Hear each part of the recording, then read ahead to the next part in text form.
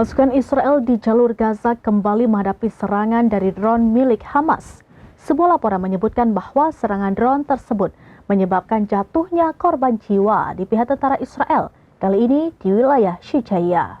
Jutaan warga sipil Israel terpaksa mengungsi setelah sebuah rudal balistik hipersonik yang dilaporkan berasal dari Yaman memicu kepanikan meluas dan membunyikan sirine peringatan di 139 lokasi berbeda di seluruh Israel.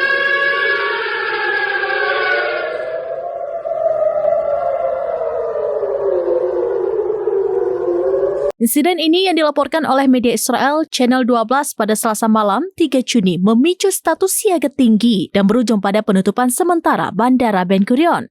Rudal hipersonik Palestina to Yaman tersebut dilaporkan memicu sirine di sebagian besar wilayah Israel termasuk di area Tel Aviv Raya. Akibatnya operasi penerbangan terhenti dan wilayah udara Israel ditutup sementara.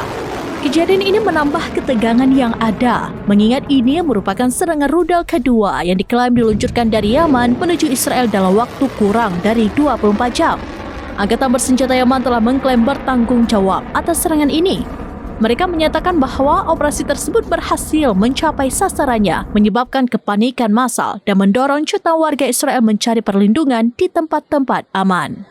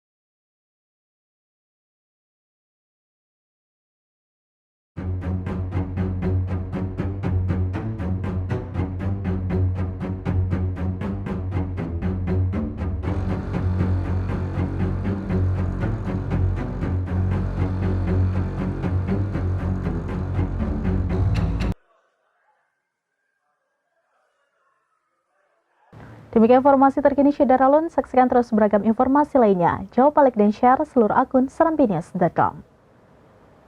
Download Tribun X sekarang, menghadirkan lokal menjadi Indonesia.